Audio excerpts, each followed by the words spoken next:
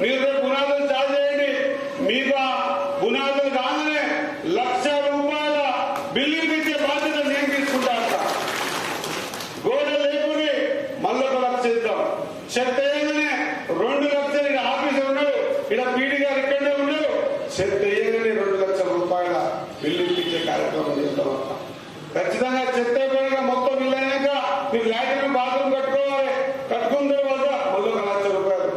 ఎస్టీలకైతే ₹6,00,000, బీసీలకు ఎస్టీలకైతే ₹5,00,000. ఇది నా బాధ్యతగా. మీకు బిల్లులు రాకపోతే మీకు బిల్లు